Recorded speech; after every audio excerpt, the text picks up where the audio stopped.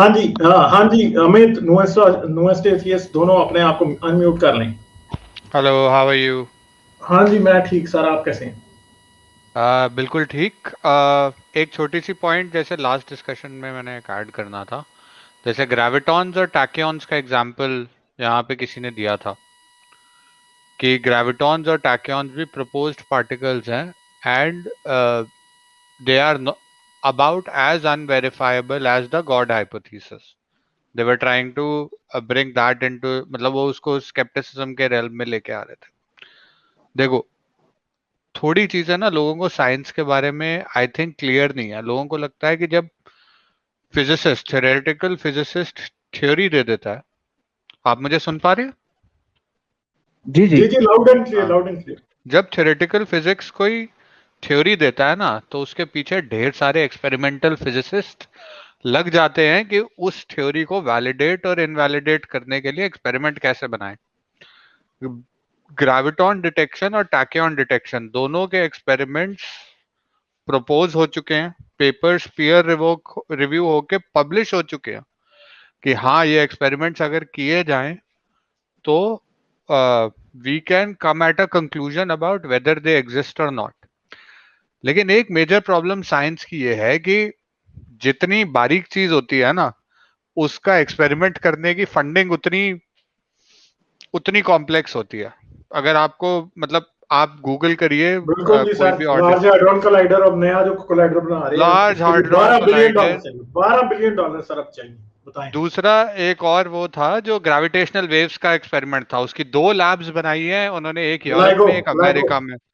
हाँ, तो इन एक्सपेरिमेंट्स को करने के लिए जो फंडिंग होती है ना, it takes years and decades to, मतलब वो कई साल लगते हैं to get the experiment together, to make people invest. पहले तो ये बताना पड़ेगा दुनिया को कि हम ग्रेविटॉन डिटेक्ट करके इंडस्ट्री को, मतलब ये पैसा जो आप 12 बिलियन डॉलर लगा रहे हो, ये पैसा वापस कैसे आएगा।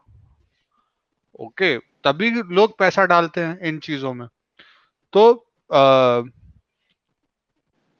यही फंडामेंटल डिफरेंस है और इन सर साइंस। सर एक सेकंड के लिए कट करूंगा, इवन के जो नया लार्ज हाड्रॉन कोलाइडर से भी बड़ा पार्टिकल एक्सीलरेटर बना रहे हैं, बनाने का प्रपोजल हो रहा है।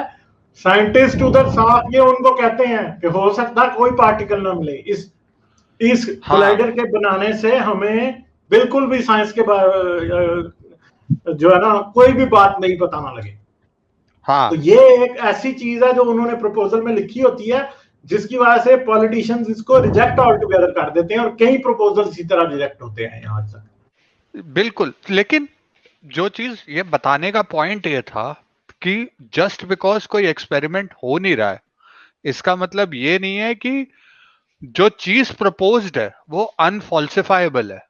आप समझ रहे हो, साइंस का फॉल्सिफाइबिलिटी एक बहुत इंपॉर्टेंट कॉन्सेप्ट है। ओके, जो चीज हमें मेटाफिजिक्स और जितनी भी ये वू वू फिलॉसफी होती है ना, वुडू, इसमें नहीं मिलता। इसमें वही बात होती है कि अगर तुम देखोगे तो ये गायब हो जाएगा, नहीं देखोगे तो होगा। ठीक है, अब लोग इसको कंपेयर करते हैं। मैंने ये भी आर्गुमेंट सुना है कि God is like an electron.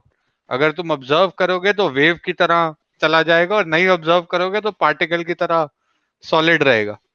मैंने कहा यार, ये आगे बढ़ जाते हैं इससे। This is like a really stupid argument. ये वू वू कुछ भी करने वाली जो चीज होती है, इसको आप इक्वेट नहीं कर सकते on with the scientific method. That was my point on this. Amit, आप प्लीज कुछ ऐड करेंगे? इस पे सर मैं इस पे मैं एक छोटी सी स्टेटमेंट सर आपको कहना चाहूंगा। I am with you on this one, I totally agree with you. लेकिन अगर कोई चीज प्रपोज्ड हुई, आई डोंट थिंक सो कि अगर उसको हमने, जिस तरह मैं एग्जांपल दूंगा थ्योरी ऑफ एवोल्यूशन की, वो प्रपोज थ्योरी हुई, चार्ल्स डार्विन ने प्रपोज की, उसकी एविडेंस मिली, वो अभी तक लेम मैन के लिए थ्योरी है, लेकिन साइंटिफिक कम्युनिटी में उसको माना गया है, क्योंकि because of the evidences that are shown.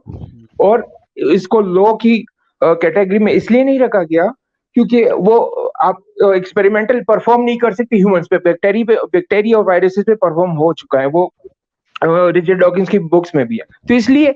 लेकिन उसका हमें जिसको थोड़ा बहुत नॉलेज हो नहीं उनको नहीं नहीं आप नहीं, लोगों को मैं आपको सॉरी इस पे कट करूंगा।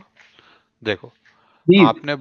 आपने बोला कि हम एक्सपेरिमेंट्स परफॉर्म नहीं कर सकते, ओके, लेकिन देखो, देयर इज ऑब्जर्वेशन, ओके। आप ह्यूमंस में वो चीजें, एवोल्यूशन एज अ थ्योरी कुछ चीजें प्रिडिक्ट करती है, okay, about humans as well, okay, और वो चीजें आप ह्यूमंस में होती हुई या ना होती हुई वेरीफाई कर सकते हो। इसका मतलब ये नहीं है कि आपको ह्यूमंस की जेनेटिक स्प्लाइसिंग करनी पड़ेगी।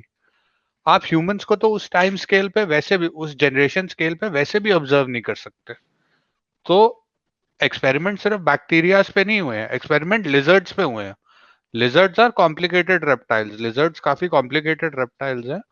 उनको एक आइलैंड से उठा के दूसरी आइलैंड पे ले जाते हैं, उनके पेट बदल जाते हैं, कुछ जनरेशंस के बाद they become a different species. Speciation के भी एक्सपेरिमेंट्स वेरीफाई हो चुके हैं। Yes yes.